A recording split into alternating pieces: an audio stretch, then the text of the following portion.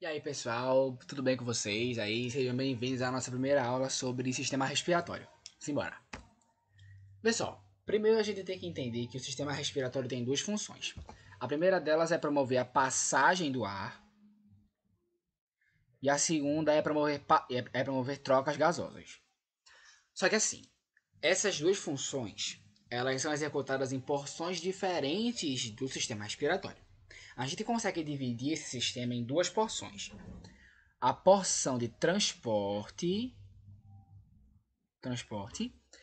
e a porção de hematose. É a porção na qual acontece a hematose. Beleza? É a porção de trocas gasosas ou a porção de hematose. Você que escolhe. Essa questão de hematose a gente viu na parte de sistema circulatório e vai ver de novo aqui porque é importante para os dois, tá? Simbora. A gente consegue dividir também, antes de a gente passar para cá, a gente consegue dividir essas porções em alguns órgãos, como eu falei para vocês, como algumas partes, né? Existem duas porções principais, a porção de transporte e de hematose, de trocas gasosas, você que escolhe. E em cada uma dessas porções existe uma lista de órgãos que dela fazem parte, de órgãos ou de tubos, enfim, que dela fazem parte. A parte de passagem de ar tem as fossas nasais, tem a faringe, traqueia, enfim, a gente vai ver já já, beleza? A de trocas gasosas tem só um, mas esse é o mais importante, a gente vai ver daqui a pouquinho, peraí. Vamos começar então pelas fossas nasais, vê só. As fossas nasais. Nas fossas nasais tem início a chamada ventilação pulmonar. A gente vai se aprofundar nela mais pra frente. Na próxima aula a gente se aprofunda um pouquinho mais sobre ela, mas para a gente conseguir entender, a ventilação pulmonar é o processo dessa inspiração e expiração. Inspiração e expiração, beleza? Esse processo chama-se ventilação pulmonar. A verdadeira respiração é a chamada respiração celular. Ela acontece, como o próprio nome sugere, dentro das células, tá? Esse processo de inspiração e expiração que a gente promove chama-se ventilação pulmonar, tá? E ela começa já nas fossas nasais. Essas fossas nasais, que é todo esse caminho interno, o primeiro caminho, né, que o ar passa, tá até aqui na imagem também, ó. Aqui tá o ar, aqui tá o ar, ele entra por aqui, massa. Vê, dentro dessas fossas nasais, a gente vai encontrar uma coisa chamada membrana pituitária. O que é essa membrana pituitária? É exatamente uma membrana, só que ela vai produzir um muco. Ela vai começar a produzir um muco, uma secreção mesmo. Sabe aquela secreção que existe no nariz constantemente? Pronto, que vai produzir essa membrana pituitária. Junto a essa membrana, a gente vai encontrar uma coisa chamada tecido epitelial pseudoestratificado cilíndrico ciliado. Por que esse nome é tão grande? Porque é muito específico. Vê, presta atenção. Tecido epitelial. O que é tecido epitelial? Tecido epitelial é aquele que geralmente vai ter a função de revestimento, tá? É o primeiro a ser formado, é um dos primeiros tecidos a serem formados, e ele geralmente tem função de revestir, tá? Pseudo-estratificado. Ele tem aquele que é estratificado, que tem várias camadas, e o que parece que tem. Esse aí é o que parece ter. Cilíndrico, ele vai ter esse formato aqui de um cilindro. Vai ter o formato de um cilindro. E ciliado, essa é a parte importante. Ciliado, porque ele vai promover, cada uma das células vai ter uma protuberância, um pelinho, que vai ter a função de barrar substâncias maiores que possam acabar entrando nas suas vias aéreas, tá? Para evitar que isso aconteça, essas células do tecido epitelial pseudoestratificado cilíndrico ciliado vão fazer essa barreira, tá? Aí é por isso que a gente tem esses pelinhos dentro do nariz que vão evitar que essas partículas de poeira, de fumaça, enfim, entrem dentro das nossas vias aéreas, tá? Beleza, deu pra entender? A gente tem aí a membrana pituitária, que vai produzir o muco que a gente tem constantemente, e os pelinhos do nosso nariz, tá? Vamos lá, agora faringe e laringe. Depois que a gente sai daqui do nariz, descemos aqui do nariz, das fossas nasais, no caso, chegamos aqui na faringe e na laringe. Na faringe, aqui ó, na faringe, essa parte aqui do ar e alimentos é na faringe. Quem viu aí a nossa aula sobre sistema digestório, viu também que é na faringe que existe essa separação em o que vai para as vias aéreas e o que vai para a via dos alimentos. Essa faringe ela é bifurcada, sabe? Tem uma parte que vai, tá até aqui, ó. Uma parte vai pro ar, que é essa parte aqui, e outra parte desce pro estômago. Desce pro esôfago, pro estômago, tá? Agora, descendo para a laringe, depois aqui dessa partezinha, a gente tem a nossa laringe, tá? Na laringe, a gente vai encontrar cartilagem e, talvez o mais importante, a glote e a epiglote. Por quê? Vê só. Pensa comigo. A passagem é bifurcada, certo? Ela tem um caminho para cá e outro para cá. Se não existir nada para tampar aqui, o que impede a comida de passar para cá ou para cá? Sabe, de lugar de vir para cá, ela vem para o outro buraco. Nada impede. Então, o que serve? O que existe? Existe uma membrana chamada epiglote que vai barrar essa passagem. Lembrando que aqui tem duas cavidades, uma delas será tapada pela epiglote. Beleza? E a glote? A glote é só a abertura. Sabe, o nome dessa circunferência que existe aqui, pensa que aqui é um cilindro. Pega esse cilindro aqui. Pensa que isso aqui é a passagem para laringe, tá? O nome desse buraco que fica aqui em cima é glote. Mas a membrana que fica aqui em cima para evitar que essa passagem de alimento venha aqui para dentro chama-se epiglote, tá? Isso é importante lembrar também. E assim, nem tudo é perfeito.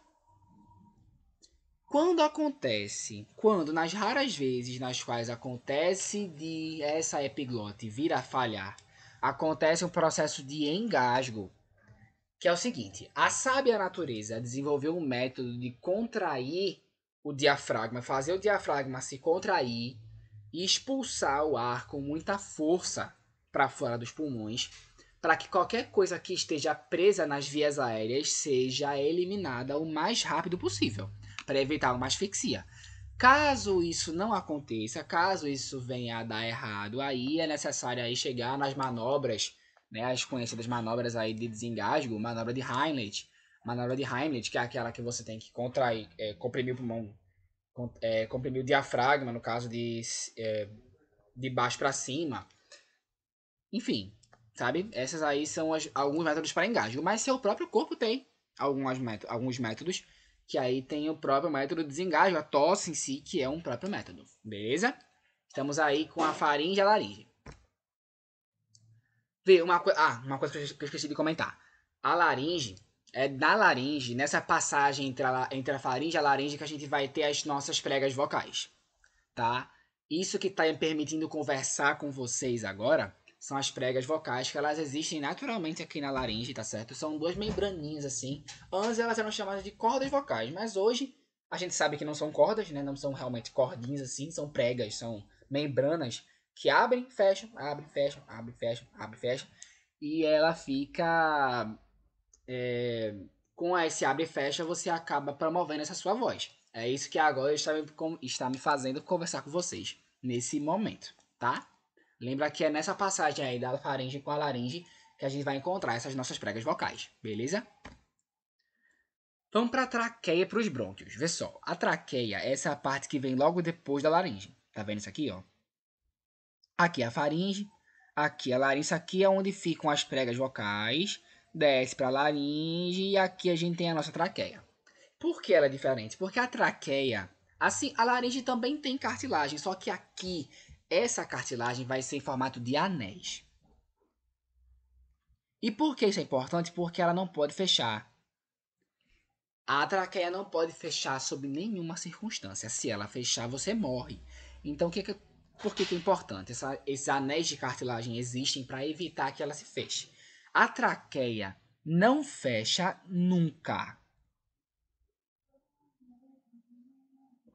Se fechar, dá errado. Então, existem esses anéis de cartilagem em formato de C. Eles têm esse formato aqui, assim, ó. Eles são todos nesse formato assim.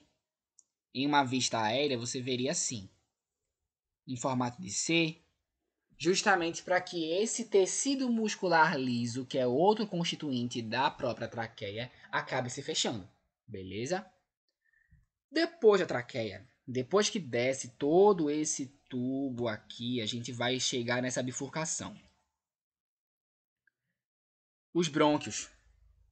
A bifurcação chamada brônquios, são chamados brônquios, são dois outros tubinhos que têm a mesma constituição da nossa traqueia e que, por sua vez, bifurcam-se em bronquíolos, que são essas ramificações aqui, essas outras ramificações aqui, ó.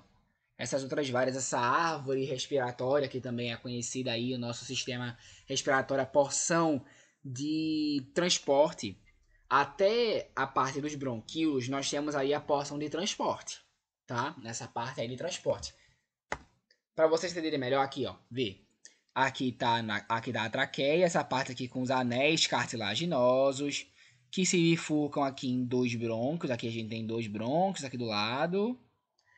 E as ramificações deles são chamados os bronquíolos, tá? Isso aqui também é conhecido como árvore respiratória.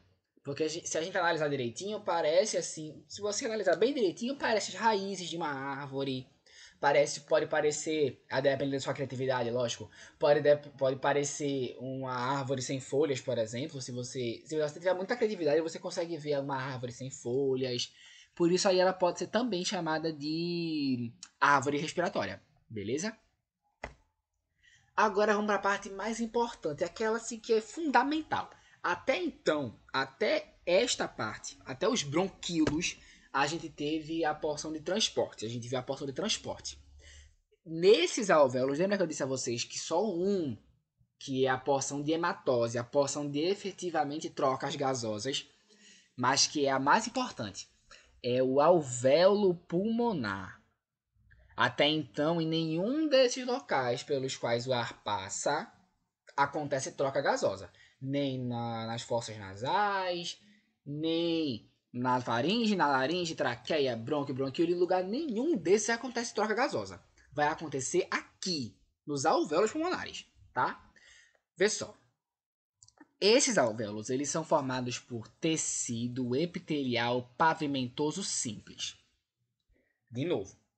Tecido epitelial. Lembra, tecido epitelial reveste. Ele vai fazer uma camadinha de proteção. Pavimentoso. Pavimentoso. Lembra do pavimento da rua, sabe? Fica aqueles bloquinhos assim na rua, sabe? Isso aqui é o pavimentoso. É o tecido epitelial pavimentoso. Que fica só uma camadinha.